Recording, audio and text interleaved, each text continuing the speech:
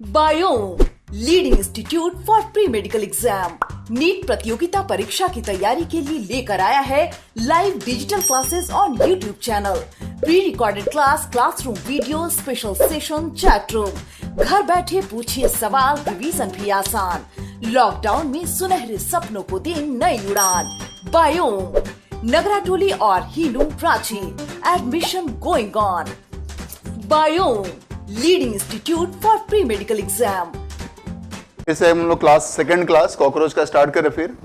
और जो अभी जस्ट क्लास खत्म हुआ, आपने नोटिस किया बहुत सारा कैरेक्टर हम लोगों ने कॉकरोच का, एक्सटर्नल फीचर, हेड को जाना, बहुत सारे स्ट्रक्चर्स को पढ़ा हम लोगों ने। ठीक है, अब आगे हम लोग कंटिन्यू करते हैं इस मैटर को। ठीक है, विंग्स से स्टार्ट करते हैं हम लोग। ठीक है, और विंग्स से हम second lecture, second class start कर रहे हैं। तो आप याद रखें बच्चों, विंग्स जो है कॉकरोच में, आप जानते हैं कि सेकंड थोरैसिक सेगमेंट और थर्ड थोरैसिक सेगमेंट में विंग्स होता है कॉकरोच के पास। और आप जानते हैं सेकंड थोरैसिक सेगमेंट को मेजोथोरैक्स कहेंगे। तो मेजोथोरैक्स में 1 पेयर विंग्स, और मेटाथोरैक्स जो थर्ड सेगमेंट है चेस्ट रीजन का, जिसे आप मेटाथोरैक्स कहते हैं, तो इससे 1 पेयर विंग। तो टोटल विंग्स कितने होंगे? विंग्स होंगे 2 पेयर्स। 1 पेयर विंग्स अराइज होते हैं मेजोथोरैक्स से, तो उसको आप मेजोथोरैसिक विंग कहिएगा। और 1 पेयर विंग्स का ओरिजिन होता है मेटाथोरैक्स से, इसको आप कहेंगे मेटाथोरैसिक विंग्स। तो इस सेगमेंट का जो विंग होगा वो आगे होगा, so known as fore wings. और इससे जो अराइज होंगे विंग्स वो पीछे होंगे पोजीशन वाइज, तो उनका नाम क्या रखेंगे आप? Hind wings. ओके बच्चों, ठीक है। तो 2 पेयर विंग्स हो गए। अब इनको हम चलो एक दूसरे के साथ कंपेयर कर लें। ठीक है, तो ये लिखा है 4 विंग्स यानी मेजोथोरैसिक विंग्स, और यहां पे हो गया हाइंड विंग। हाइंड विंग्स मतलब मेटाथोरैसिक विंग्स। ओके बच्चों, तो अलग अलग सबका नाम आपको ध्यान रखना है। आप याद रखिए 4 विंग्स के और भी नाम क्या हैं? एक एनसीईआरटी में भी मिलेगा आपको, टेगमिना। एक नाम और मिलेगा, कौन? इलिट्रा। ठीक है, तो 4 विंग्स के 3 और नाम, 3 extra names. 4 wings are also known as mesothoracic wings, elytra, tegmina. ठीक ना। Hind wings also known as metathoracic wings. ठीक है, एक बार फिर से आपको मैं विंग्स पे एक्सप्लेन कर दूं मैटर को। ठीक है,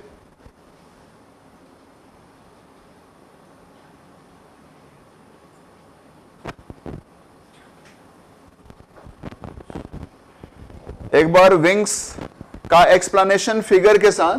ठीक है ना। तो देखिए ये हो गया 4 विंग, जो इस साइड भी होगा, लेफ्ट साइड, और ये हो गया हाइंड विंग। आप याद रखिएगा कि जो हाइंड विंग है, एनिमल इसी को यूज करता है कभी कभी फ्लाइट में। आप चूंकि याद रखिएगा कॉकरोच जो हैं ये रनिंग एनिमल्स हैं, लोकोमोशन में लेग्स का यूज करते हैं। ये आप नहीं नोटिस, मैंने बताया पिछले लेक्चर में भी, आपने कॉकरोच को बहुत उड़ते हुए नहीं देखा होगा, बटरफ्लाइज की तरह। ठीक है, तो याद रखिए कॉकरोच कभी कभी उड़ते हैं, लेकिन उड़ने में किस विंग का यूज करते हैं वो? आप याद रखिएगा हाइंड विंग का। सिर्फ हाइंड विंग के यूज से ये उड़ते हैं, फ्लाइट लेते हैं कभी कभी वो भी। ठीक है, और तो आप कहें भाई 4 विंग्स का काम क्या है? तो याद रखिए जब एनिमल उड़ नहीं रहा है, फ्लाइट नहीं कर रहा है, तो फिर विंग्स जो है ये विड्रॉ कर लेता है, उड़ते समय विंग्स को फैलाता है, और जब नहीं उड़ना है, दौड़ना है, बैठना है, तो विंग्स को विड्रॉ कर लेता है। ठीक है, तो हाइंड विंग के ऊपर आ जाता है 4 विंग प्रोटेक्ट करने के लिए। तो ये प्रोटेक्टिव है इन फंक्शन, ये हाइंड विंग को बचाता है डैमेज होने से। और हाइंड विंग का यूज किस में होता है? In flight.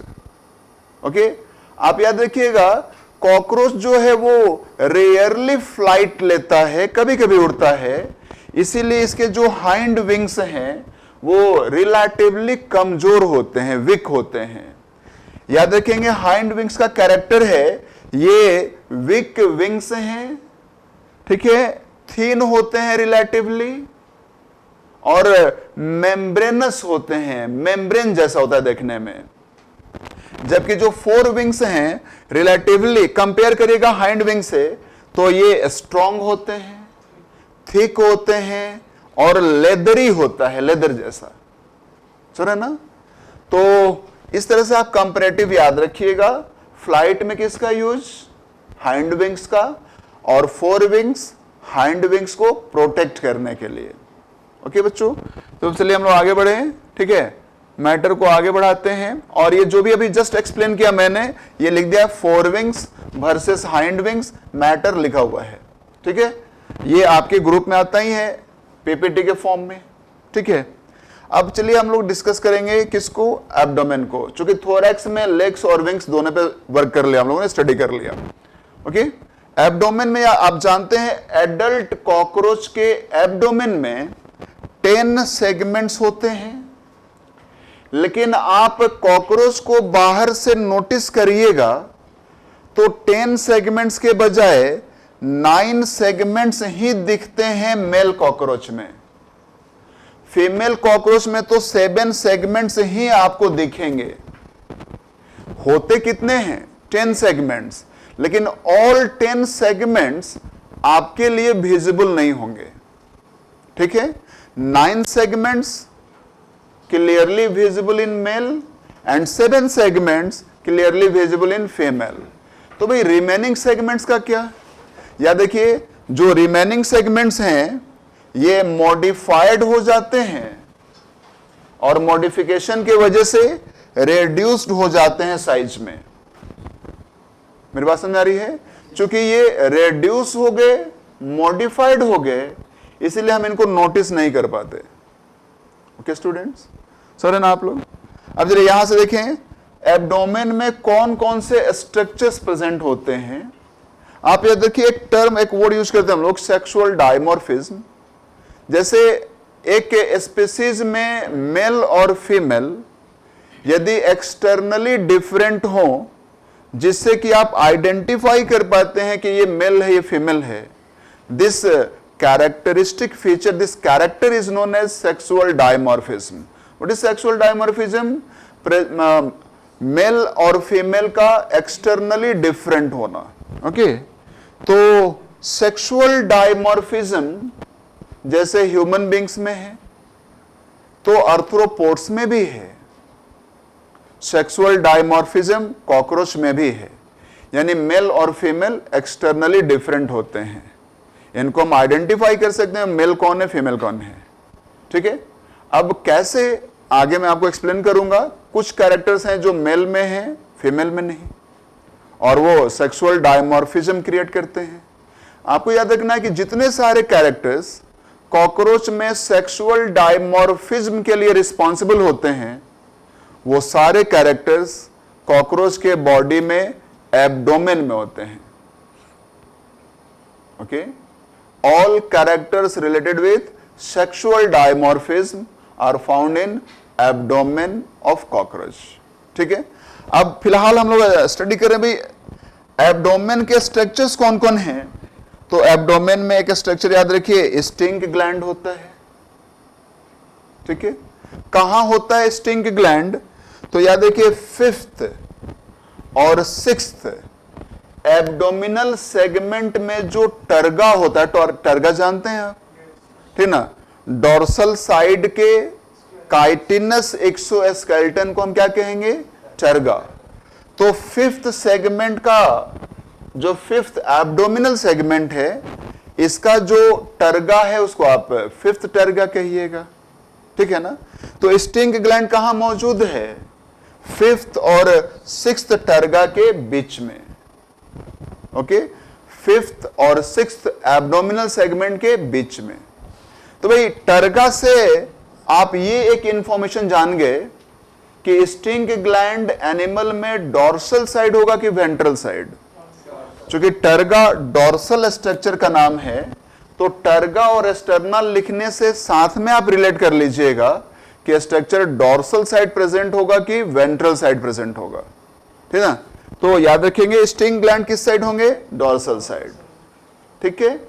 क्या इनका रोल है, तो याद देखिए स्टिंग ग्लैंड से जो सिक्रीशन रिलीज होता है उस सिक्रीशन से काफी कड़वा स्मेल आता है, पंजेंट स्मेल इसके सिक्रीशन से होता है, जिससे कॉकरोच के जो इनेमीज हैं वो इससे दूर हो जाते हैं। मतलब स्टिंग ग्लैंड जो है कॉकरोच के लिए प्रोटेक्टिव रोल रखता है, लेकिन प्रोटेक्शन कैसे, फाउल स्मेल क्रिएट करा के। ओके, स्टिंग ग्लैंड पे आप ध्यान रखेंगे। आप नोटिस करिएगा जहां पे कॉकरोच का गैदरिंग होता है, आप उस लोकेलिटी में नोटिस करिएगा कि एक पर्टिकुलर एक स्पेसिफिक स्मेल नोटिस करते होंगे आप, वो उसके स्टिंग ग्लैंड की वजह से होता है। आपके लिए काफी कड़वा नहीं होता वो, लेकिन जो आर्थ्रोपोड लेवल पे देखिएगा तो उनके लिए वो काफी फाउल स्मेल होता है। ओके, अब हम लोग आगे बढ़े। स्टिंग ग्लैंड, अब याद रखेंगे एब्डोमेन में एनाल सर्की होता है। एनाल सर्की प्लूरल टर्म है, सिंगुलर कहेंगे एनाल सर्कस, ठीक है। आप याद रखिए ये वन पेयर होता है, देखने में फिलामेंट जैसा नजर आएगा आपको, फिलामेंटस होता है ये लुक वाइज, ठीक है। सेगमेंटेड है, सेगमेंटेड समझ रहे ना आप, ठीक है। मतलब लगातार एक ही ऐसे नहीं होता, एनाल सर्की ऐसा नहीं होता, एनाल सर्की में सेगमेंट्स होते हैं, ज्वाइंट्स होते हैं, इस तरह का होता है anal cerci. Filamentous look wise है और ये निकलता है बॉडी से, बाहर निकला होता है किससे, 10th टर्गा से। तो एनिमल के बॉडी में एनाल सर्की किस साइड होगा, आप कहेंगे डोर्सल साइड, क्योंकि ये 10th टर्गा से निकला हुआ है। ओके, और ये याद रखना है कि एनाल सर्की नाम का जो फिलामेंटस स्ट्रक्चर है, फिलामेंट जैसा होता है देखने में, ठीक ना, जो डोर्सल साइड होता है 10th टर्गा से निकला हुआ है। जैसे देखिए, जैसे मेरा लिम्ब जो है ना, ये थोरैसिक रीजन से निकला हुआ है, तो उसी तरह से 10th टर्गा से निकला है, मतलब 10th एब्डोमिनल सेगमेंट से जुड़ा हुआ होता है ये, ठीक है। और ये मेल और फीमेल दोनों में पाया जाता है। और याद रखेंगे यही है और एनिमल का मेन साउंड रिसेप्टर, ठीक ना। साउंड रिसेप्टर के लिए एक वर्ड आता है, आप ध्यान रखेंगे, इसको हम फोनो रिसेप्टर कहते हैं, फोनो रिसेप्टर्स, ठीक है। तो एनिमल के लिए, कॉकरोच के लिए मेन साउंड रिसेप्टर कौन है, साउंड ऑर्गन कौन है इसका, एनाल सर्की, आप ध्यान रखेंगे। वाई कॉल्ड एनाल, क्योंकि ये बॉडी के पोस्टेरियर मोस्ट रीजन में होता है, ओके, नियर एनस होता है ये। क्योंकि आप जानते हैं एब्डोमेन में टोटल सेगमेंट्स कितने होंगे, 10, और ये किस एब्डोमिनल सेगमेंट से निकलता है, 10 से, तो सबसे एंड में होगा, so called anal, near anus है ये। उसी तरह से याद रखेंगे एनाल स्टाइल्स, जैसे आप कंफ्यूज करिएगा क्योंकि दोनों के नाम में एनाल वर्ड है, क्योंकि दोनों एनस के नजदीक होते हैं। Anal style versus anal cerci देख लें, दोनों में कॉमन है नंबर इनका 1 पेयर, ये भी होता है, लेकिन ये देखिए ये नॉन सेगमेंटेड होता है। मतलब एनाल स्टाइल जो है वो इस तरह का होता है, जबकि एनाल सर्की इस तरह का होता है। ओके, तो anal style non segmented 1 pair structure, और किससे निकला होता है ये, 9th स्टर्ना से। तो किस साइड होगा, ये वेंट्रल साइड होगा, चूंकि 9th स्टर्ना से निकला हुआ है ये, और ये सिर्फ मेल में होता है, फाउंड ओनली इन मेल।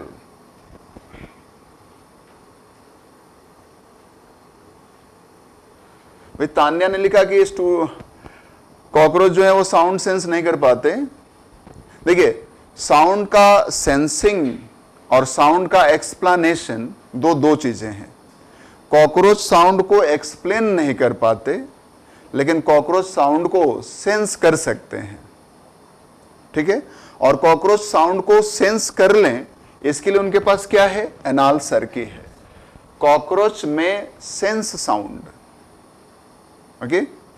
फिर याद रखें आप, एनाल स्टाइल सिर्फ मेल कॉकरोच में होता है, यानी ये सेक्सुअल डायमॉर्फिज्म का एक कैरेक्टर हो गया एनाल स्टाइल, चूंकि ये सिर्फ मेल में होता है, एंड हेल्प इन कॉपुलेशन।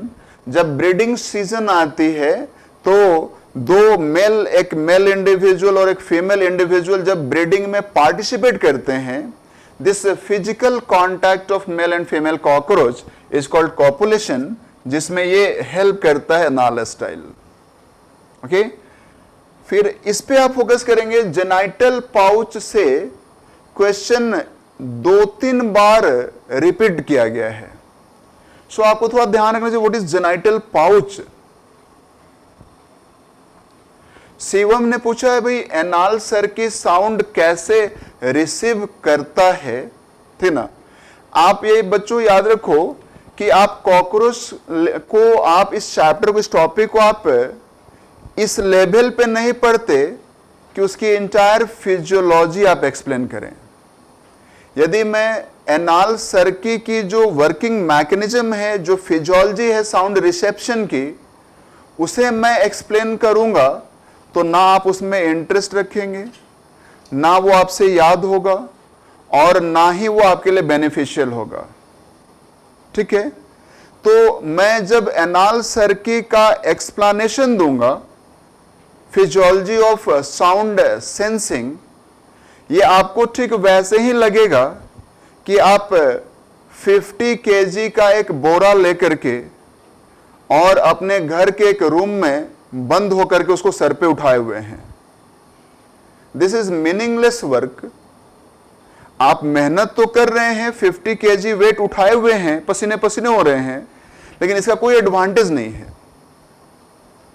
तो इसीलिए आप थोड़ा सा मीनिंगफुल एक्टिविटीज पे ध्यान रखें, और टॉपिक यदि अनरिक्वायर्ड है तो आप बेवजह उसको फोकस ना करें। क्योंकि याद रखें, आप +2 करते करते बायोलॉजी के अकेले 38 चैप्टर्स पढ़ेंगे। बायोलॉजी के 38 चैप्टर से नेट यूजी में आपसे क्वेश्चंस पूछे जाएंगे, और उनका साथ फिजिक्स और केमिस्ट्री के क्वेश्चंस भी देंगे। उसमें आप इतने बड़े सिलेबस में कभी भी नहीं याद रख पाइएगा कि एनाल सर की साउंड फिजियोलॉजी को कैसे परफॉर्म करता है। So focus on syllabus. Okay, सारे बच्चों से मैं कहना चाहूंगा, सारे स्टूडेंट्स को, कि आप जो अननेसेसरी मैटर है उसको फोकस ना करें।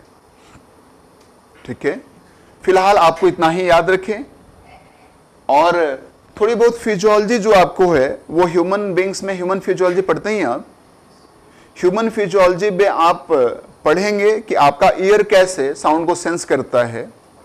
मैं, यदि मुझे मौका मिलता है कि मैं आपको ईयर की फिजियोलॉजी बताऊं, sound perception physiology perform by your year, उसी में मैं टच कर दूंगा कि एनाल सर की कहां तक रोल प्ले कर सकता है।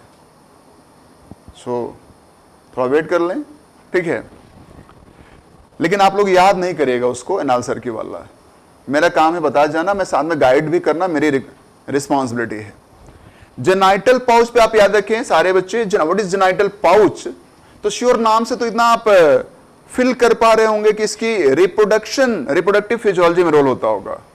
ठीक है, तो जैसे मान लीजिए कि ये कॉकरोच है, ठीक ना, और ये इसका हेड हो गया, ये थोरैक्स हो गया, ये मैंने ऐसे एब्डोमेन बना दिया सिंपली।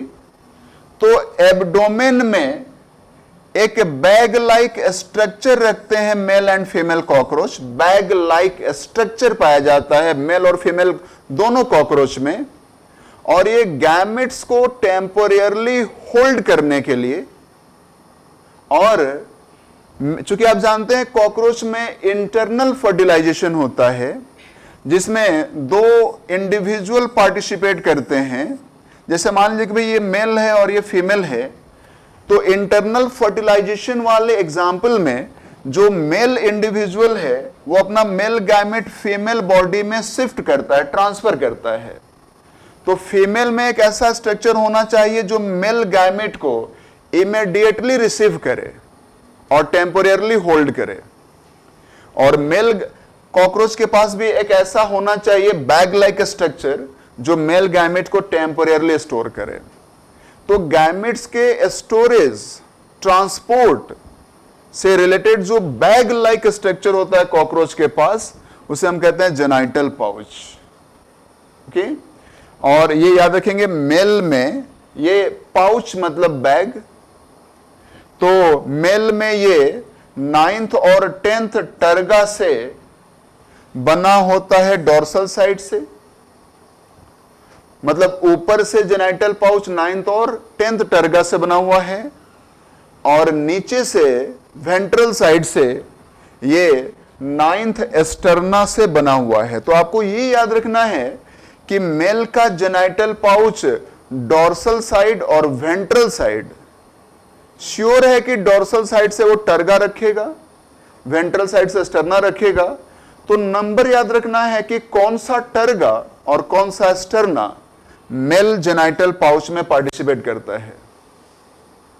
और फीमेल का जो जेनाइटल पाउच है चारों तरफ से, ऊपर से नीचे से, दोनों तरफ से सिर्फ 7th एस्टर्ना से बना होता है, इसमें टर्गा पार्टिसिपेट नहीं करता। तो ये एक क्वेश्चन पूछा जाता है, आप रिलेटेड टर्गा और एस्टर्ना का नंबर ध्यान रखिएगा कि इसके जेनाइटल पाउच में कौन होता है। और ये नोट देखें, मैंने जस्ट जो समझाया कि सेक्सुअल डायमॉर्फिज्म से रिलेटेड जो भी कैरेक्टर्स होते हैं वो कॉकरोच के एब्डोमिनल रीजन में होते हैं। क्यों बच्चों, अब हम यहां से मैटर आगे बढ़ाएंगे। सो नाउ 1 by 1 सिस्टम पढ़ेंगे हम लोग, ठीक है। और सबसे पहले हम लोग स्टार्ट करेंगे digestive system of cockroach. Okay, digestive system में आपको सबसे पहले आप ऐसे याद रखें कि कॉकरोच का जो डाइजेस्टिव सिस्टम होता है, तो किसी भी एनिमल के पास एक ऐसा स्ट्रक्चर होना चाहिए डाइजेस्टिव सिस्टम में जो फूड को होल्ड करे, सुटेबल मीडियम प्रोवाइड करे ताकि फूड डाइजेस्ट हो सके। और आपके बॉडी में ये काम आपका एलिमेंट्री कैनाल करता है, जिसको आप गट भी कहते हो। तो कॉकरोच के पास भी गट या एलिमेंट्री कैनाल होता है, जिसका काम है फूड का इंजेशन, डाइजेशन के लिए सुटेबल मीडियम देना, और यदि जो अनडाइजेस्टेड फूड पार्ट है उसको बॉडी से बाहर करना। ओके, तो एक पार्ट इसका जो डाइजेस्टिव सिस्टम है वो किससे बना हुआ है, क्या रखता है, गट, एलिमेंट्री कैनाल और डाइजेस्टिव ग्लैंड्स। अब याद रखेंगे इसमें, अब हम लोग सबसे पहले डिस्कस करेंगे गट को। तो याद रखिए, ये आपके सामने फिगर दिख रहा है, कॉकरोच का एलिमेंट्री कैनाल आप देख रहे हैं। तो इसके गट में आप 3 पार्ट्स कर दीजिए। गट में 3 पार्ट्स कौन कौन, फोरगट, मिडगट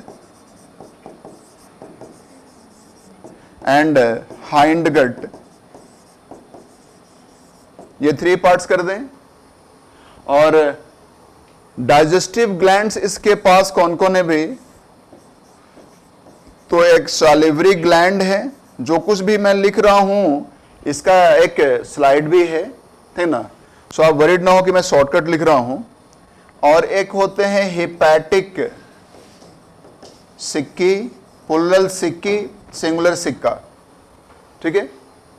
तो डाइजेस्टिव ग्लैंड्स डाइजेस्टिव जूस बनाते हैं, और एलिमेंट्री कैनाल प्लेस प्रोवाइड करता है, suitable place for activity of digestion. Okay, अब देखिए इसमें आपके क्वेश्चन में थोड़ा सा हार्डनेस लाई जा सकती है। फोरगट का नाम एक और है, एस्टोमोडियम कहते हैं हम लोग, एस्टोमोडियम, एस्टोमोडियम। फोरगट आसानी से आप आंसरिंग कर देंगे, लेकिन एस्टोमोडियम नाम आपको थोड़ा कम रिपीट होता है। तो जहां भी जो भी रिक्वायर्ड मैटर है मैंने मेंशन कर रखा है, पीपीटी आप देखेंगे उसमें जैसे आपको मिलेगा फोरगट, ठीक है। तो इसका नाम एस्टोमोडियम भी है, ये लिखा हुआ है। सो बिल्कुल आप वरीड ना हो, एवरी मैटर रिटन है, ठीक है। तो मिडगट को हम मेसेंटेरॉन कहते हैं, मेसेंटेरॉन। आप एक वर्ड याद रखिएगा, एंटेरॉन, ठीक है, जहां भी आप वर्ड देखें इसका मीनिंग होता है गट। जैसे आप पढ़िएगा एक फाइलम का नाम सिलेंटरेटा, ठीक ना। बायोलॉजी टर्म्स पे आप जरूर ध्यान रखें, काफी इजी कर देता है ये बायोलॉजी को। जैसे सिलेंटरेटा जो है 3 वर्ड से बना है। सिल मीन्स कैविटी, एंटेरॉन मीन्स गट, एटा मीन्स बियरर। बहुत जगह पे आप एटा वर्ड देखेंगे, जैसे कॉर्डेटा, एटा, कॉर्डी मतलब रड, एटा means bearer, rod bearing animals, sir है ना। वर्टिब्रेटा, एटा मतलब वर्टिब्री बियरिंग एनिमल्स, ओके। तो उसी तरह से सिलेंटरेटा, सिल मीन्स कैविटी, एंड्रॉन मीन्स गट, मतलब वैसे एनिमल जिनके पास कैविटी पाई जाती हो एलिमेंट्री कैनाल का काम करने के लिए। क्योंकि इन एनिमल्स के पास एलिमेंट्री कैनाल नहीं होता और जो बॉडी का इंटरनल स्पेस है वही एलिमेंट्री कैनाल का काम कर देता है।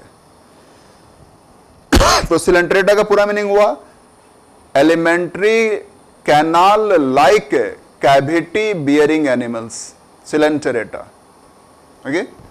तो उसी तरह से याद रखेंगे वर्ड एंटेरॉन, मिजेंटेरॉन नाम है इसका, मिजेंटेरॉन मतलब मेजो एंटेरॉन, मिडिल गट, ओके।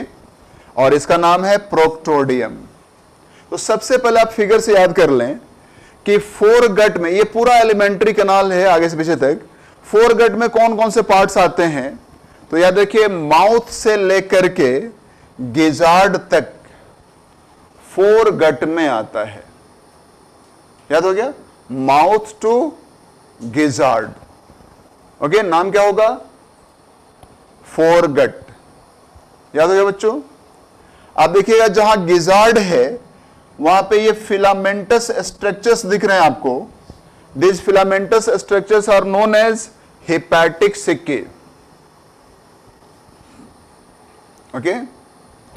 तो हेपेटिक सिक्की से पहले एलिमेंट्री कैनाल का जो भी स्ट्रक्चर है वो 4 गट में आता है। तो आप कह सकते हैं 4 gut equal to mouth to gizzard और structures present anterior to hepatic caeca, okay बच्चों। अब मिड गट में तो हेपेटिक सिक्की से लेकर के ये जो हेयर लाइक या फिलामेंटस जो देख रहे हैं ना, these are Malpighian tubules. Malpighian tubules are excretory organs. तो हेपेटिक सिक्की से लेकर के मालपिगियन ट्यूब्यूल्स तक जो पार्ट दिख रहा है वो मिडगट है, और मालपिगियन ट्यूब्यूल से लेकर के एनस तक जो पार्ट दिख रहा है वो हाइंडगट है। याद हो गया आप सबों को, फोरगट, मिडगट, हाइंडगट, ओके बच्चों। तो अब हम यहां पे एक नोटिस करेंगे स्ट्रक्चर। अब फोरगट कहां से कहां तक, भाई तनवीर ने लिखा है एनाल स्टाइल, रिपीट कर दीजिए, ठीक ना। सिंपल है, मैं रिपीट कर दे रहा हूं, लेकिन आप रिपीटेशन का रिक्वेस्ट न डालें। एनाल स्टाइल एक स्ट्रक्चर है जो सिर्फ मेल कॉकरोच में पाया जाता है, और ब्रीडिंग सीजन में 2 animal, male and female cockroach एक दूसरे को होल्ड कर सके तो मेल कॉकरोच फीमेल कॉकरोच को होल्ड करता है during physical contact in breeding season by the help of anal style, okay. और आगे बढ़ा जाए, अब मैटर को आगे बढ़ाते हैं हम लोग। अब 1 बाय 1 फोरगट, मिडगट, हाइंडगट सबको स्टडी करते हैं। तो ये देखिए लिखा हुआ है फोरगट जो है ये होता है माउथ से लेके गिजार्ड तक।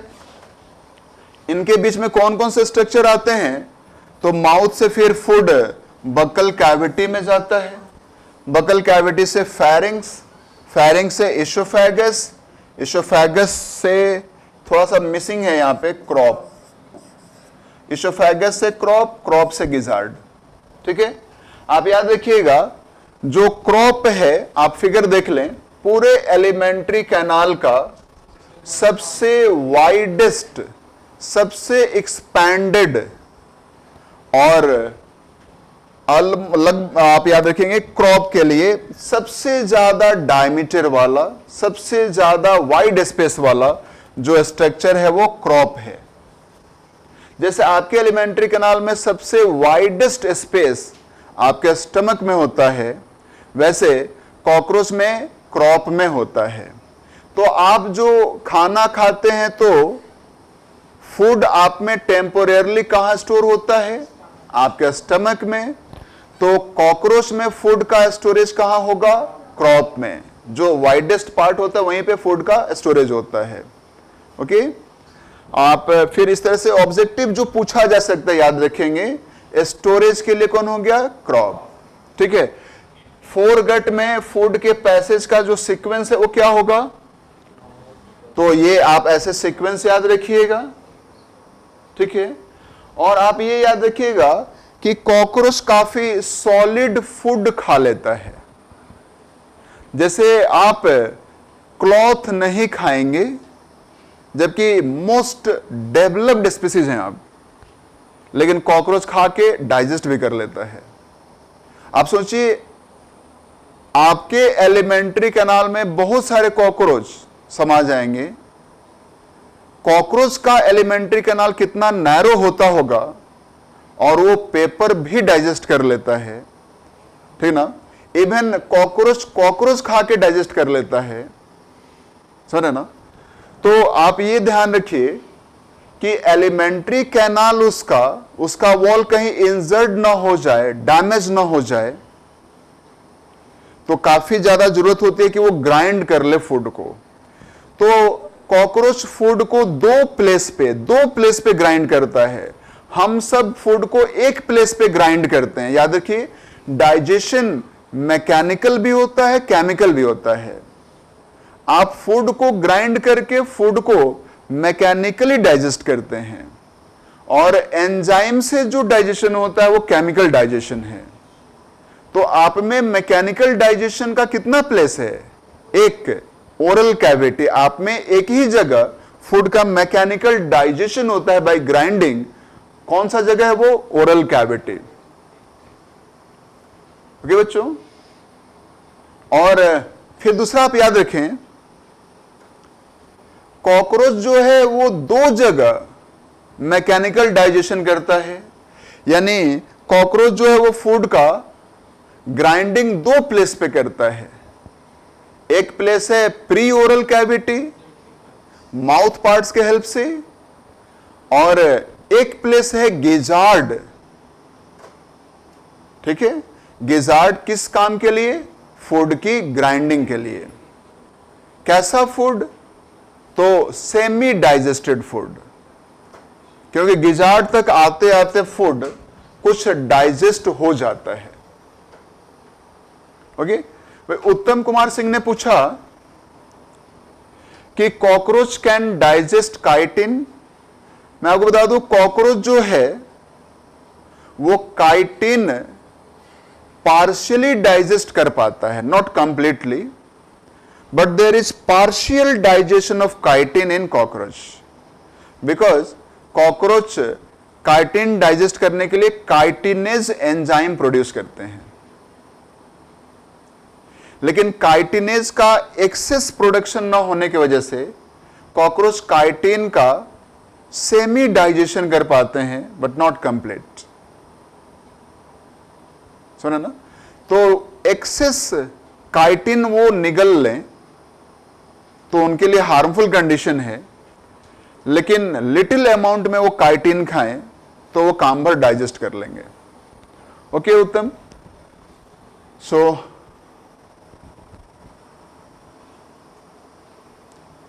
प्रशांत ने पूछा, सर माउथ से पहले तो बक्कल कैविटी होता है ना, तो वहीं पे आप जानते हैं कि कॉकरोच में बक्कल कैविटी को हम प्री ओरल कैविटी कहते हैं, और वहां पे फूड का ग्राइंडिंग होता है। ओके, फिर यहां से याद रखें आगे तो फोरगट में आप यहां देखिए बक्कल कैविटी, फेरिंग्स, इसोफेगस, ये ट्रांसपोर्ट ऑफ फूड के लिए होते हैं तीनों, buccal cavity, pharynx, oesophagus. Okay, ये फॉरवर्ड कर दें, फूड को आगे भेज दें, इसके लिए होते हैं for transport of food. Crop का काम क्या हो गया? तो यह देखिए storage and digestion of food, यहां से ध्यान दो, क्रॉप रिलेटेड है स्टोरेज एंड डाइजेशन के लिए, फूड का स्टोरेज भी और डाइजेशन भी। आप यहां देखिएगा डाइजेशन कॉकरोच में दो प्लेस पे होता है मेनली, दो प्लेस हैं डाइजेशन के कॉकरोच में मेनली, कौन कौन? Crop and midgut. यदि क्वेश्चन पूछ दे कॉकरोच में डाइजेशन सबसे ज्यादा कहां होता है, तो आपका जवाब होना चाहिए क्रॉप पे। अब सवाल है क्रॉप में डाइजेशन के लिए एंजाइम्स, डाइजेस्टिव जूस कहां से आएगा? तो इसके लिए याद रखिए ये जो हिपैटिक सिक्की, अभी जस्ट फिगर देख रहे थे आप, ठीक ना, फिगर देखिए, ये हिपैटिक सिक्की नोटिस कर रहे हैं आप, ये क्रॉप के काफी नजदीक हैं, और ये हिपैटिक सिक्की जो है डाइजेस्टिव जूस प्रोड्यूस करते हैं, और हिपैटिक सिक्की का जो डाइजेस्टिव जूस है ये आगे क्रॉप में आ जाता है और पीछे मिडगट में भी आता है।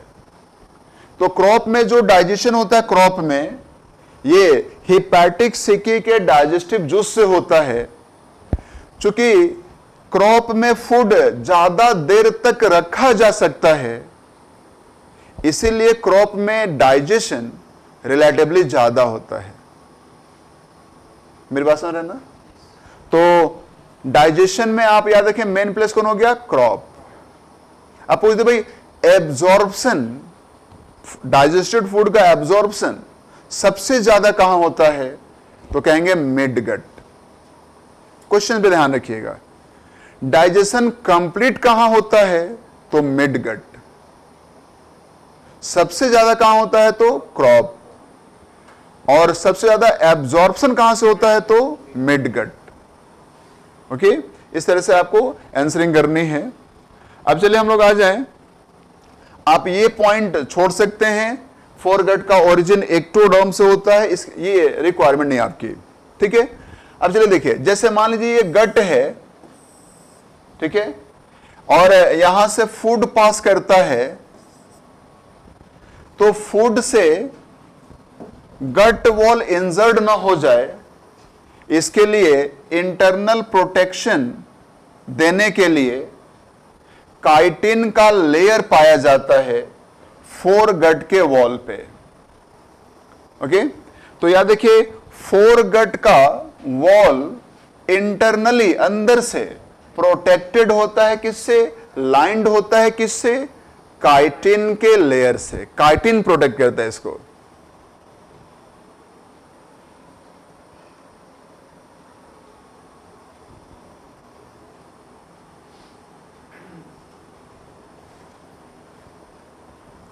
संस्कृति का मैं क्वेश्चन नहीं समझ पा रहा हूं, संस्कृति को जो पूछना है कमेंट बॉक्स में, मुझे संस्कृति का क्वेश्चन दिख रहा है, वो पूछना क्या चाह रही है मैं समझ नहीं पा रहा हूं, तो आप मुझे पर्सनली व्हाट्सएप कर दीजिएगा, मेरे पर्सनल व्हाट्सएप नंबर पे आप जो पूछना चाहते हैं उसको थोड़ा एक्सप्लेन करके पूछ दीजिएगा, ठीक ना, भेज दीजिएगा, आप मुझे मैसेज सेंड कर दीजिएगा। ओके संस्कृति, टॉपिक को मैं आगे बढ़ाता हूं, ठीक है।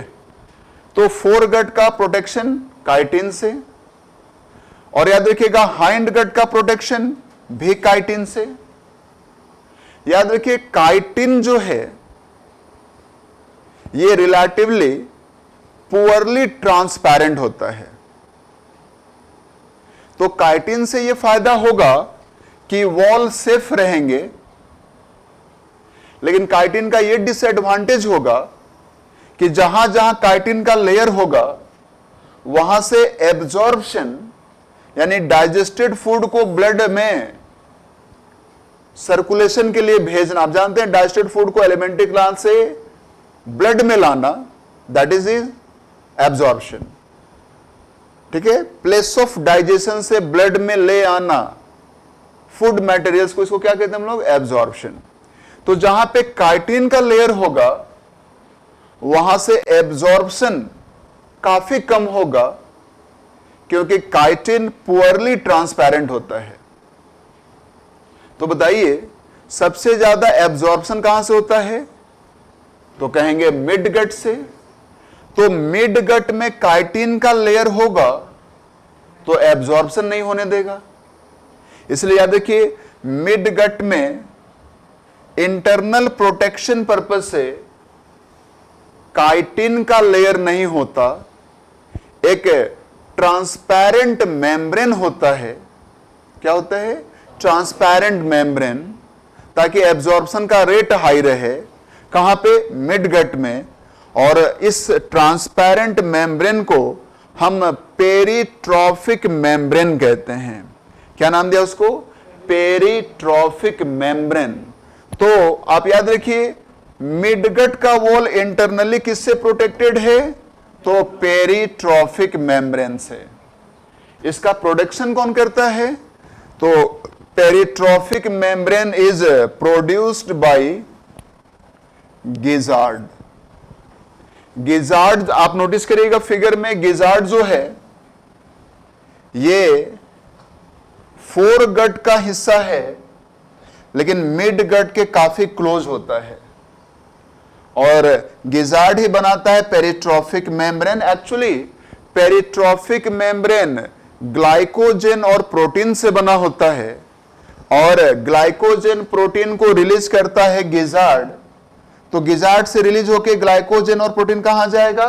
मिड गट में, और यहां पे जमा होकर के वो बनाएगा peritrophic membrane. Peritrophic membrane is formed by gizzard. Okay, अब हम लोग मैटर को फिर आगे बढ़ाएं, ठीक है। तो इस तरह से हम लोगों ने फोर गट पे जो भी रोल है फोर गट का, ये सारा हम लोगों ने मैटर डिस्कस कर लिया, ठीक है ना।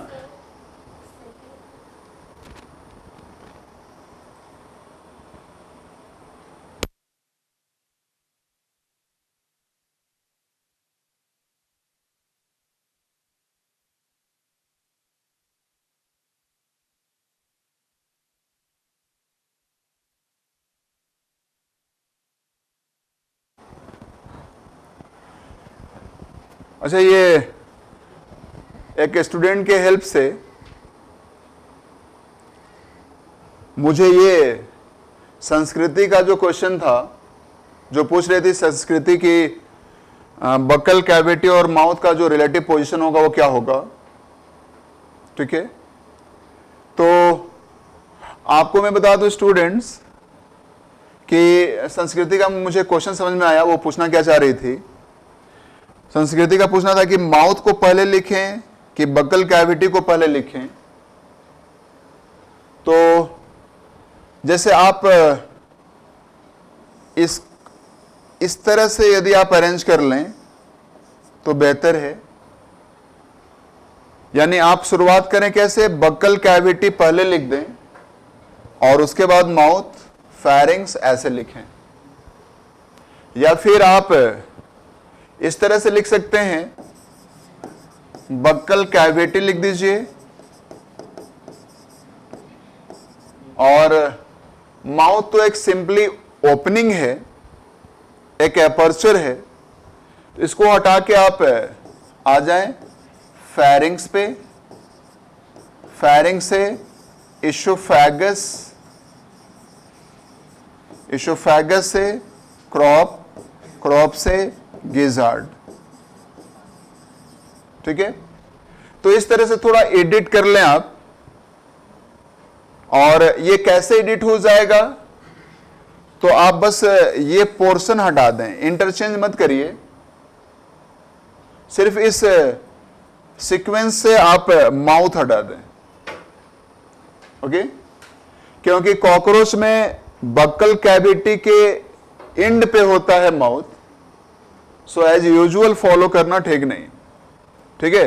तो इस स्लाइड से आप इसको इलिमिनेट कर देंगे, ठीक है, सीक्वेंस मेंटेन हो जाएगा। ओके बच्चे, सारे लोग समझ गए? अब यहां देखिए, गिजार्ड पे थोड़ा वर्क कर लें। गिजार्ड के पास 6 नंबर वाइज काइटिन का बना होता है टिथ, गिजार्ड में टिथ है, किससे बना है? काइटिन से, और नंबर कितना है? 6। किस पर्पस के लिए? क्योंकि आप जानते हैं गिजार्ड जो है वो फूड को ग्राइंड करता है, और गिजार्ड के लिए याद रखिए 2 function, grinding of food and production of peritrophic membrane. ठीक है, तो इसके लिए आप याद रखिएगा ग्राइंडिंग के लिए गिजार्ड में क्या है। ठीक है, और याद रखिए गिजार्ड में एक स्ट्रक्चर है जिसे हम कहते हैं एस्टोमोडियल वॉल्व। जैसे मैं आपको ऐसे बना दूं गिजार्ड, तो गिजार्ड का जो लुक दिखेगा आपको इस तरह का दिखता है, ठीक ना। और याद देखिए गिजार्ड में ये 6 काइटिन के बने हो टिथ हो गए। तो याद देखिए गिजार्ड का एंटेरियर टिथ रखता है और फूड को ग्राइंड करता है, और गिजार्ड का जो पोस्टेरियर है, आप देखिए यहां पे स्पेस काफी नैरो हो गया है, और ये एक वॉल्व के रूप में काम करता है जिसे हम एस्टोमोडियल वॉल्व कहते हैं। ये पूरा गिजार्ड है। गिजार्ड में आगे ग्राइंडिंग हो रही है, और गिजार्ड से फूड जाएगा आगे कहां? मिड गट में। तो थोड़ा थोड़ा करके जाए, एकाएक बहुत ज्यादा फूड मिड गट में ना चला जाए, क्योंकि मिड गट का जो प्रोटेक्टिव कवर है वो ट्रांसपेरेंट है, विक है, कहीं मिड गट डैमेज ना हो जाए, ठीक ना। तो गिजार्ड फूड को ग्राइंड करता भी है और रेगुलेट भी करता है, कंट्रोल भी करता है कि गिजार्ड से मिड गट में फूड लिटिल अमाउंट में जाए। और इसके लिए गिजार्ड के पास क्या है? एस्टोमोडियल वॉल्व। देख रहे हैं ना, ये पोर्शन जो है इसको हम कहते हैं एस्टोमोडियल वॉल्व। ठीक है, और आप जानते हैं गिजार्ड पेरिट्रॉफिक मेम्ब्रेन बनाता है, तो एस्टोमोडियल वॉल्व वाला हिस्सा ही गिजार्ड का पेरिट्रॉफिक मेम्ब्रेन बनाता है।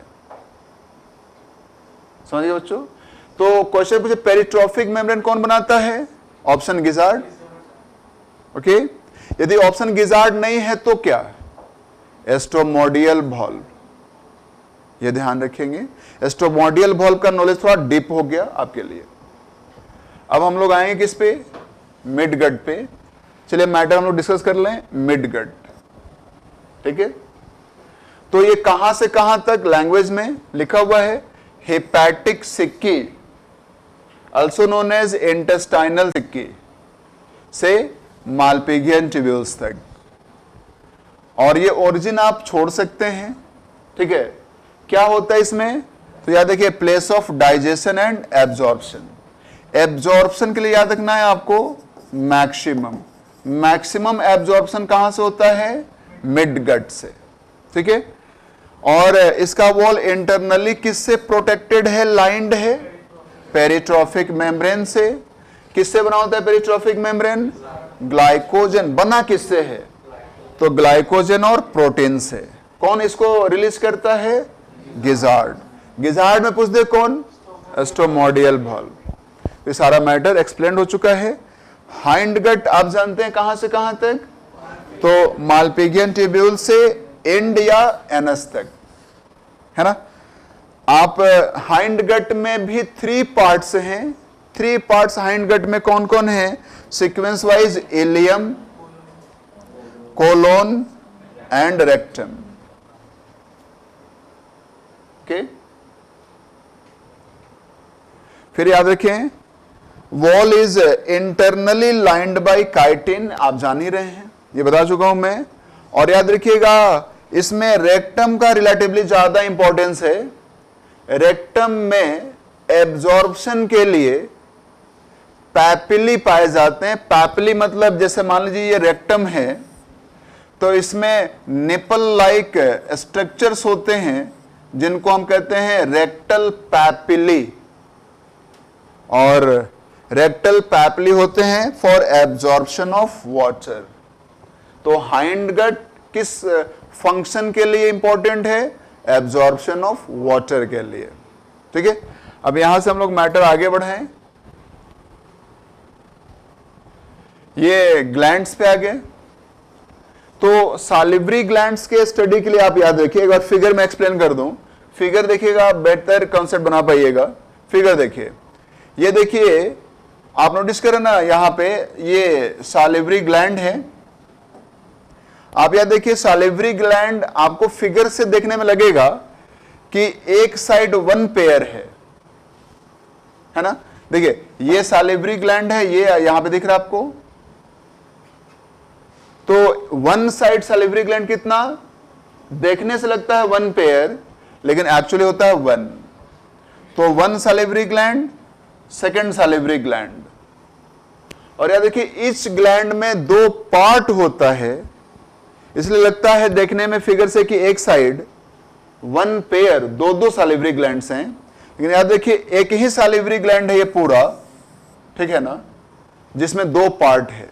कौन कौन सा, एक ये पार्ट, ये एक पार्ट। तो टोटल सालिवरी ग्लैंड्स कितने हैं, वन पेयर या two. Each salivary gland with two parts, इसलिए कहते हैं सालिवरी ग्लैंड जो होता है कॉकरोच का वो बाइपार्टाइट होता है, दो पार्ट वाला होता है, ठीक ना।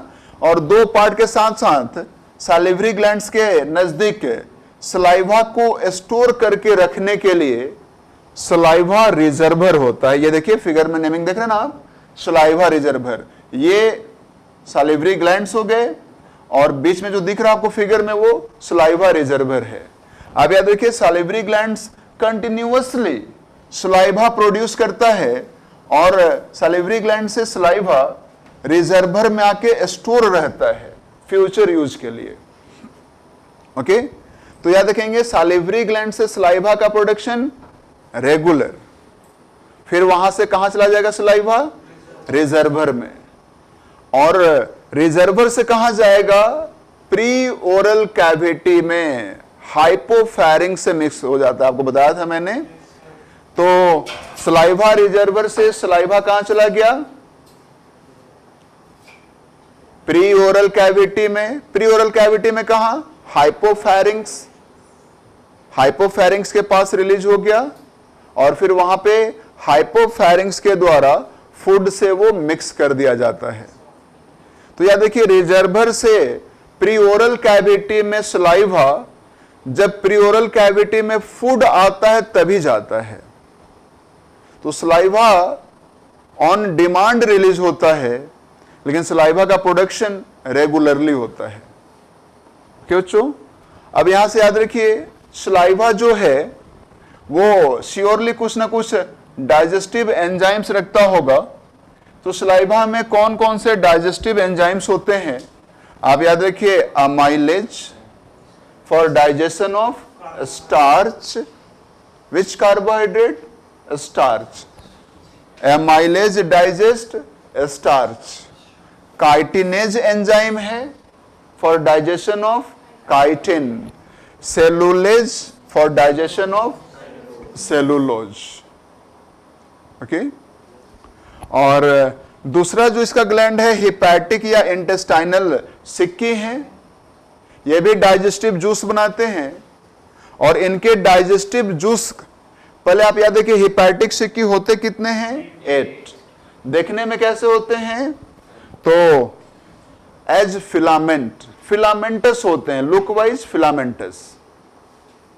ओके,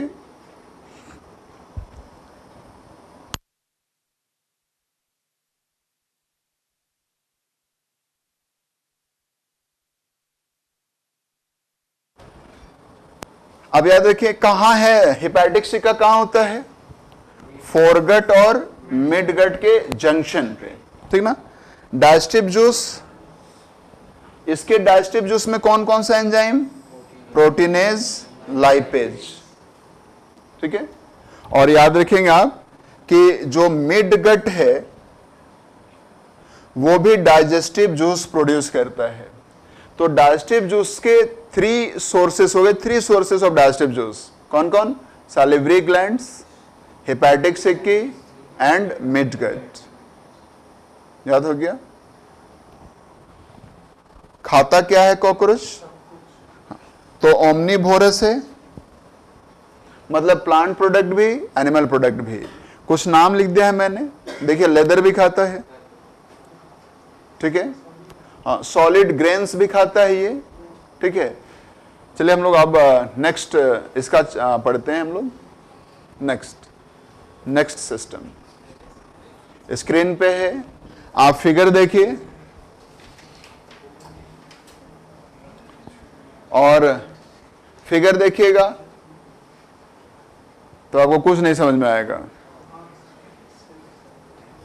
लेकिन ये बहुत आसानी से आपको समझ में आएगा।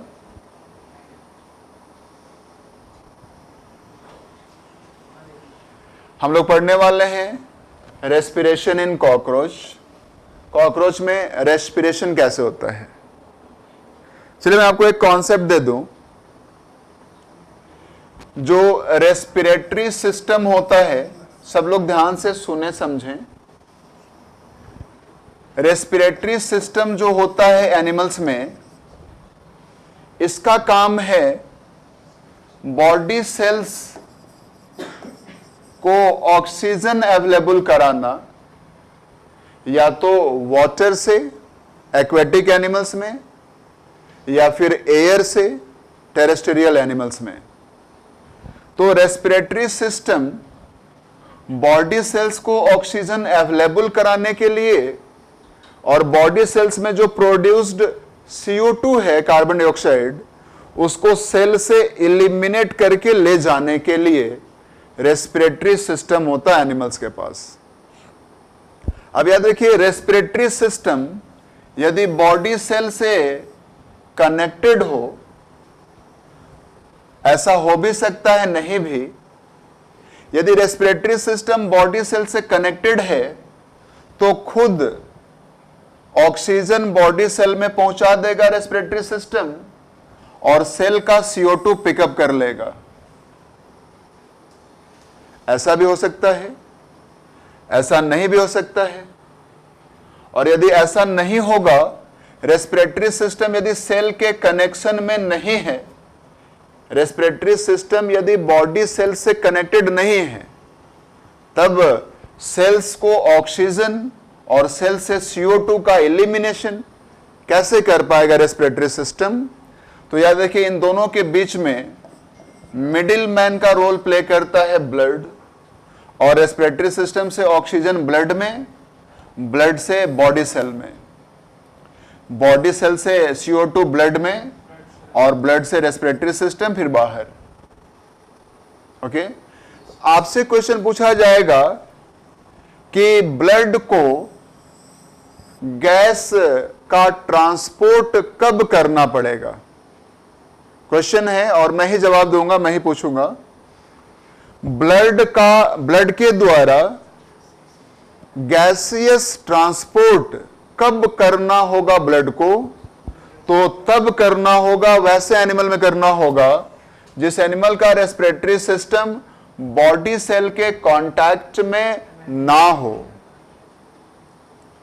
तब ब्लड को गैस का ट्रांसपोर्ट करना पड़ेगा रेस्पिरेटरी सिस्टम और बॉडी सेल्स के बीच में।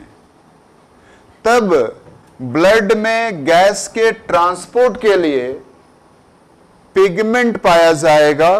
पिगमेंट का काम है, रेस्पिरेटरी पिगमेंट कहते हैं हम लोग उसको, उसका काम ही है गैस का ट्रांसपोर्ट करना। जैसे आपके ब्लड में एक रेड पिगमेंट होता है जिसको आप हीमोग्लोबिन नाम देते हैं, जो ऑक्सीजन और CO2 का ट्रांसपोर्ट करता है। ठीक है, लेकिन यदि रेस्पिरेटरी सिस्टम सेल के कांटेक्ट में है तो एनिमल के बॉडी में ब्लड तो होगा, लेकिन ब्लड रेस्पिरेटरी सिस्टम और सेल के बीच में गैस का ट्रांसपोर्ट नहीं करेगा, क्योंकि रेस्पिरेटरी सिस्टम खुद ही सेल के कांटेक्ट में है। और जब ब्लड गैस का ट्रांसपोर्ट नहीं करेगा तो फिर ब्लड में पिगमेंट नहीं होगा, क्योंकि पिगमेंट होता ही है गैस के ट्रांसपोर्ट के लिए। और जब ब्लड पे लोड नहीं है गैस के ट्रांसपोर्ट का, तो ब्लड में पिगमेंट नहीं होगा, और ब्लड में जब पिगमेंट नहीं होगा तो ब्लड कलरलेस होगा। और ऐसे कलरलेस ब्लड को हम हीमोलिम्फ कहते हैं। व्हाट? Colourless blood.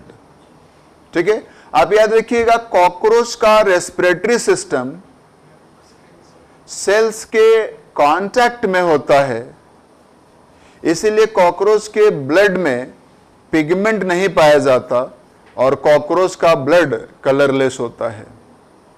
ठीक है, अब सोचिए कॉकरोच का जो रेस्पिरेटरी सिस्टम है वो सारे बॉडी सेल्स में ऑक्सीजन डिलीवर कर देता है और सारे बॉडी सेल से CO2 पिकअप करके एलिमिनेट भी कर देता है। इसका मतलब रेस्पिरेटरी सिस्टम बॉडी में एवरीवेयर है, क्योंकि बॉडी में तो एवरी प्लेसेस पे सेल्स होंगे, तो सारे सेल के कांटेक्ट में आने के लिए जरूरी है कि कॉकरोच का रेस्पिरेटरी सिस्टम बॉडी के एवरी पार्ट में हो। इसलिए आप नोटिस करिएगा, ये देखिए फिगर रेस्पिरेटरी सिस्टम कॉकरोच का, और रेस्पिरेटरी सिस्टम ये फिगर मैंने इसलिए दिखाया है कि आप इसको पूरा का पूरा याद कर लें, इसके लिए नहीं दिखाया मैंने। ये फिगर मैं आपके सामने इसलिए लेकर के आया हूं कि मैं ये प्रूफ कर सकूं कि कॉकरोच का जो रेस्पिरेटरी सिस्टम है वो बॉडी में एवरी प्लेस पे मौजूद है, और ये तभी मैं बता पाता आपको जब आपके सामने फिगर रखता। सो आप फिगर मेमोराइज ना करें, मैंने फिगर को इसलिए रखा है ताकि मैं आपको कॉन्सेप्ट दे सकूं, आपका लोड बढ़ा सकूं, इसके लिए फिगर नहीं है। ठीक है, और मुझे जो बातें आपको समझानी होंगी और भी रेस्पिरेटरी सिस्टम से रिलेटेड, मैं फिगर का हेल्प लेके आसानी से समझा पाऊंगा। ठीक है ना, इसके लिए मैंने फिगर रखा है। तो याद रखिए, जैसे आप पढ़े हैं ह्यूमन रेस्पिरेटरी सिस्टम, और आप ये भी जानते हैं कि आप में बहुत सारे रेस्पिरेटरी ट्यूब्स होते हैं जिनको आप ट्रैकिया, ब्रोंकाई, ब्रोंक्यूल्स के नाम से जानते हैं। All these are respiratory tubes. तो आपका जो रेस्पिरेटरी ट्यूब है, चाहे वो जिस नाम से जाना जाए, वो आप में ये नेक रीजन से शुरू होता है और चेस्ट रीजन में आके खत्म हो जाता है। आपके सारे रेस्पिरेटरी ट्यूब्स नेक और चेस्ट तक ही सीमित हैं, लेकिन कॉकरोच यानी आर्थ्रोपोड्स ऐसे एनिमल हैं जिनमें रेस्पिरेटरी ट्यूब्स का पूरे बॉडी में जाल बिछा हुआ है, पूरे बॉडी में रेस्पिरेटरी ट्यूब्स हैं, और इन रेस्पिरेटरी ट्यूब्स को हम 3 नामों से जानते हैं। ठीक है, आप देख रहे हैं ना एनिमल बॉडी, और आप नोटिस कर रहे होंगे कि पूरे बॉडी में आगे से लेके पीछे तक बहुत सारे रेस्पिरेटरी ट्यूब्स दिख रहे हैं आपको फिगर में। ठीक है, अब रेस्पिरेटरी ट्यूब्स कितने तरह के? 3 तरह के। सबसे ज्यादा स्पेस वाले जो रेस्पिरेटरी ट्यूब्स हैं उनको हम कहते हैं ट्रैकियल ट्रंक्स। सबसे ज्यादा वाइड पाइप्स जो हैं एयर कंडक्शन के लिए, जो सबसे वाइडेस्ट पाइप हैं, they are known as tracheal trunks. तो जो जितना ज्यादा स्पेस रखता है वो नंबर में उतना ही कम होता है, क्योंकि ज्यादा बड़ा स्पेस वाला होगा तो नंबर ज्यादा नहीं हो सकता ना बॉडी में, अटेगा कैसे फिर। ठीक है, और ट्रैकियल ट्रंक्स से कम स्पेस वाले जो रेस्पिरेटरी ट्यूब्स हैं वो ट्रैकिया कहलाते हैं, और सबसे कम स्पेस वाले जो रेस्पिरेटरी ट्यूब्स हैं वो ट्रैक्यूल्स कहलाते हैं। तो मैंने ये जो 3 नेम्स लिखा है, all these are respiratory tubes, और मैंने डायमीटर पॉइंट ऑफ व्यू से, इंटरनल स्पेस के पॉइंट ऑफ व्यू से इनको डिक्रीजिंग ऑर्डर में लिखा है। सबसे ज्यादा स्पेस ट्रंक्स में होता है, सबसे कम स्पेस ट्रैक्यूल्स में होता है। आप याद रखिए, ट्रैकियल ट्रंक्स जो होते हैं बॉडी में वो 3 पेयर्स होते हैं। टोटल कितने होते भाई? 3 पेयर्स। देखो इधर, और 3 पेयर्स में याद रखिएगा ये किस साइड होते हैं? तो ये होते हैं dorsal side, ventral side and lateral side. और ये भी याद रखिएगा, ईच साइड 1 पेयर। ठीक ना, डॉर्सल साइड कितना? 1 पेयर, वेंट्रल साइड कितना? 1 पेयर, लैटरल साइड कितना? 1 पेयर। टोटल कितने हो जाएंगे? 3 पेयर्स। तो आप कहेंगे भाई जरा दर्शन कराइए ट्रैकियल ट्रंक्स का, जरा जानो मैं देखूं कैसा होता होगा। तो ये देखिए, ये आप देखिए, ये देखिए, ये यहां पे लिखा हुआ है ना लैटरल, नोटिस कीजिए इस डायग्राम को, ये पूरा पाइप देख रहे हैं ना, ये पाइप लंबा सा ऐसे है ना, ये वाला पाइप, और इधर भी देखिए ये वाला पाइप, ये फिगर में, ठीक है। तो ये लैटरल साइड के ट्रैकियल ट्रंक्स हैं, ट्रैकियल ट्रंक्स हैं ये दोनों, ये वाला और ये वाला पूरा पाइप देख रहे हैं ना आप, ये लैटरल साइड के क्या हैं, ट्रैकियल ट्रंक्स। और चूंकि ये लॉन्गिट्यूडनल है ना, देख रहे हैं ना आप, ऐसे सीधा पाइप ऐसे, ठीक है, इसलिए इनको क्या कहा, लैटरल लॉन्गिट्यूडिनल।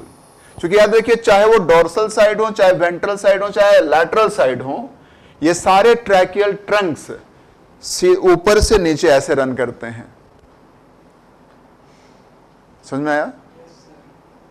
और इन्हीं ट्रैकियल ट्रंक से छोटे छोटे पाइप्स निकलते हैं जिनको हम ट्रैकिया कहते हैं। आप देख लें, ठीक ना, जैसे ये देखिए, ये देखिए, ये सब ट्रैकियल ट्रंक से निकलते हैं। जैसे ये लंबा सा पाइप जो दिखेगा आपको, वो ट्रंक है, और जो रिलेटिवली छोटे हैं, जैसे ये देखिए, जैसे ये देखिए, ठीक ना, ये सब ट्रैकिया है। ओके, तो ट्रैकियल ट्रंक से कौन निकल गए, ट्रैकिया, और ट्रैकिया से ओरिजिनेट होते हैं ट्रैक्यूल्स। कैसा दिखता होगा ट्रैकिया और ट्रैक्यूल, तो मैं फिगर का तो सपोर्ट लूंगा ही। सो नाउ आप ये फिगर देखिए, देखिए ये एक ट्रैकिया है, एक ट्रैकिया है ये, और ट्रैकिया के एंड को नोटिस करिए, तो यहां से ब्रांचेस निकल गए हैं, और ब्रांचेस को क्या कहेंगे, ट्रैक्यूल्स। तो सबसे बड़े रेस्पिरेटरी ट्यूब्स कौन है, ट्रैकियल ट्रंक्स, और इनसे कौन सा रेस्पिरेटरी ट्यूब निकलता है, ट्रैकिया, और ट्रैकिया से कौन, ट्रैक्यूल्स। सुना ना? और जैसे आप में नोज होता है एयर लेने के लिए और यूज्ड एयर को बाहर करने के लिए, तो कॉकरोच के पास भी नोज होता है एयर इनहेल और एयर को एक्सहेल करने के लिए, तो उनका नाम है एस्पायरिकल्स। बस यही याद रखिए, ब्रीदिंग के लिए आपके पास जो ऑर्गन है, जो ओपनिंग है, उसको आप नोज कहते हैं। कॉकरोच में तो नोज, आपका जो नोज है वो तो कॉकरोच के साइज का है, उतना बड़ा तो उसके पास नोज ही नहीं हो सकता, तो उसके ओपनिंग का नाम क्या है, एस्पायरिकल्स। तो एस्पायरिकल जो है ये बॉडी सरफेस पे पाया जाने वाला ओपनिंग है। रेस्पिरेटरी सिस्टम का बॉडी सरफेस पे जो ओपनिंग होता है उसे हम एस्पायरिकल्स कहते हैं। एस्पायरिकल से एयर अंदर आएगा, एस्पायरिकल से एयर बाहर जाएगा, समझ ना, और फिर ये रेस्पिरेटरी ट्यूब से होके गुजरेगा। अब याद देखिएगा, बॉडी सेल्स के कांटेक्ट में कौन सा ट्यूब होता है, तो लास्ट वाला, ट्रैक्यूल्स।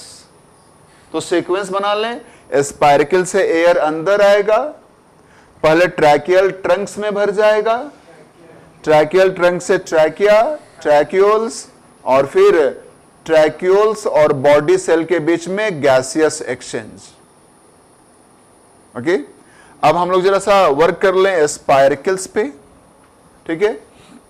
एस्पायरिकल्स किस तरह के दिखते होंगे, एक लुक लीजिए, ये देखिए, ये एस्पायरिकल्स को देख रहे हैं आप, ठीक है। ये देखिए आप, ये जो ओपनिंग है, नोटिस करिए आप, ये जो ओपनिंग है दिस इज एस्पायरिकल, ठीक है। और जो कुछ भी बना दिख रहा है आपको, ट्रैकियल ट्रंक्स पूछ दिया जाए, ट्रैकिया पूछ दिया जाए, ट्रैक्यूल्स पूछ दिया जाए। ट्रैकिया में आपको देख रहे हैं ना, रिंग्स दिख रहे हैं क्या, तो ये रिंग्स कुछ भी पूछा जाए, पूरा का पूरा रेस्पिरेटरी सिस्टम काइटिन से बना होता है, चाहे वो ट्रैकियल ट्रंक्स हो, ट्रैकिया हो, ट्रैक्यूल्स हो, सब कुछ किससे बना है, काइटिन से। तो एस्पायरिकल हो गया ये। एस्पायरिकल के पीछे आप ये नोटिस कर रहे हैं ना, ये, ठीक है, ये हेयर लाइक स्ट्रक्चर्स हैं, और ये एयर जो यहां से पास करेगा उसको फिल्टर करने के लिए होते हैं ये, ठीक ना। और थोड़ा सा हार्डनेस होती है इन हेयर्स में, तो इनको चलिए हम लोग नाम दे दिया ब्रिसल्स, ठीक है। तो किस पर्पस से हैं ब्रिसल्स स्पाइरकल के पीछे? फिल्टरेशन पर्पस से। फिर याद देखिए, ये देखिए बॉल्ब, जैसे ऐसे देख लें, इससे आप और ज्यादा इजीली समझेंगे। ये मान लीजिए हो गया स्पाइरकल, तो स्पाइरकल के पीछे क्या होता है? बॉल्ब। थोड़ा स्पेलिंग चेंज करना होगा, भी बॉल्ब को आप ऐसे स्पेल करेंगे VALVE, ठीक ना। तो ये जो बल्ब है आप याद रखिए, देखो इधर ध्यान दो, स्पाइरकल से होके जब एयर आएगा तो बल्ब्स खुल जाते हैं, ओपन हो जाते हैं और एयर अंदर चला जाता है। और एयर का अंदर आना इनहेलेशन, ठीक है। तो इनहेलेशन में जो बल्ब्स हैं वो ओपन हो जाते हैं, ध्यान दें, ठीक है। एक और डायग्राम बना दूं मैं, ठीक है, और इसको और थोड़ा सा सिस्टमैटिकली समझने के लिए मैं बल्ब को थोड़ा सा और स्पेशली डिजाइन कर दूं, ठीक है, आप बेहतर समझ पाएं।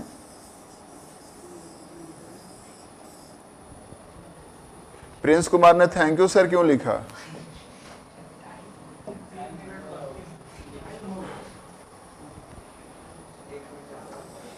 जैसे ये मान लीजिए, ये नोटिस करिए, ये स्पाइरकल है और सपोज ये मान लीजिए बल्ब्स हैं,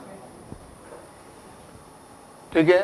तो याद रखिए बल्ब्स जो हैं वो इनहेलेशन जो है ना, इनहेलेशन में बल्ब्स खुल जाते हैं, लेकिन एक्सहेलेशन में बल्ब्स बंद हो जाते हैं।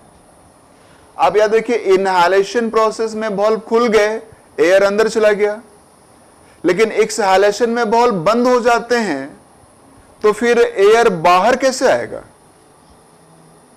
दिस इज क्वेश्चन, ठीक है। तो आप याद रखना है आपको एक पॉइंट, यहां पे एक मैटर,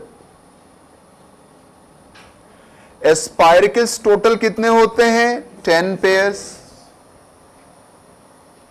10 पेयर्स में से 2 पेयर्स होते हैं थोरैक्स में और 8 पेयर्स होते हैं एब्डोमेन में। तो आप कहिए कि भाई 2 पेयर्स हैं थोरैक्स में, कहां होते होंगे? थोरैक्स में तो 3 सेगमेंट्स हैं, स्पाइरकल जो हैं वो 2 पेयर्स नजर आ रहे हैं। तो जैसे मान लीजिए प्रोथोरैक्स, मेजोथोरैक्स, मेटाथोरैक्स, प्रो, मेजो, मेटा, तो थोरैसिक रीजन में जो 2 पेयर्स होते हैं स्पाइरकल्स, वो इस पोजीशन को देखिए यहां होते हैं, ठीक है। तो कहां होते होंगे? प्रो और मेजो के बीच में, फिर मेजो और मेटा के बीच में। समझ में आया आपको? तो 2 पेयर्स थोरैक्स में, एब्डोमेन में कितने? 8 पेयर्स। एब्डोमिनल सेगमेंट कितना होता है? 10 पेयर्स। तो याद देखिएगा फर्स्ट 8 एब्डोमिनल सेगमेंट में, ईच सेगमेंट में 1 पेयर स्पाइरकल्स होते हैं। ईच एब्डोमिनल सेगमेंट में 1 पेयर, लेकिन फर्स्ट 8 एब्डोमिनल सेगमेंट में ही होते हैं ये। याद हो गया? आप याद रखिएगा 10 पेयर स्पाइरकल्स में से 8 पेयर स्पाइरकल्स में बल्ब होता है, लेकिन 2 पेयर स्पाइरकल्स में बल्ब नहीं होता। याद हो गया? कितने पेयर स्पाइरकल्स हैं इसमें बल्ब नहीं होता? और मैंने बताया बल्ब्स ओपन होते हैं इनहेलेशन में, बल्ब्स क्लोज होते हैं एक्सहेलेशन में। तो ये याद रखना है कि 10 पेयर स्पाइरकल्स में सारे स्पाइरकल से इनहेलेशन हो सकता है, लेकिन एक्सहेलेशन 2 पेयर स्पाइरकल से ही होता है। क्योंकि 2 पेयर एस्पायरिकल ही हैं आउट ऑफ 10 पेयर्स जिनमें वॉल्व नहीं होता।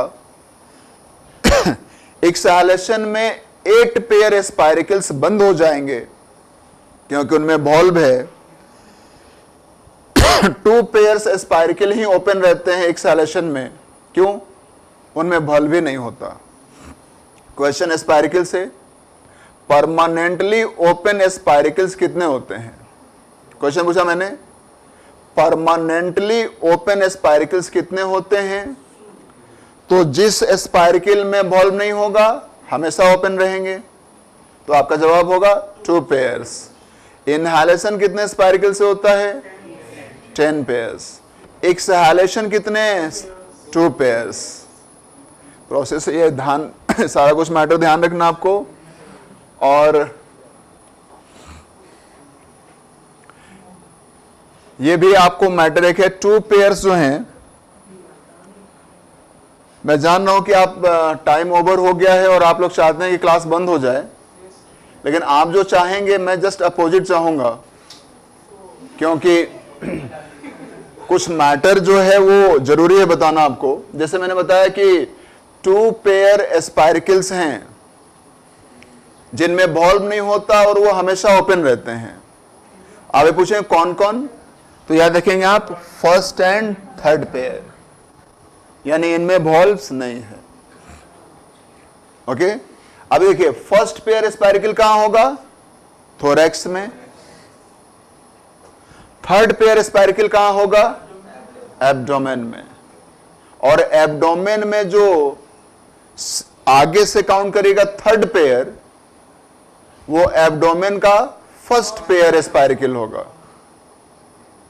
तो ये ध्यान रखेंगे, first thoracic spiracle and first pair abdominal spiracle हमेशा ओपन होते हैं। समझ गए? अब यहां से हम लोग अगले क्लास में पढ़ेंगे और इसमें हम लोग आगे ट्रैकिया और ट्रैकियोल्स का डायग्राम और उसका रिलेटेड इंफॉर्मेशन जानेंगे। ठीक है, चलिए तो अगले क्लास में मिलते हैं हम लोग।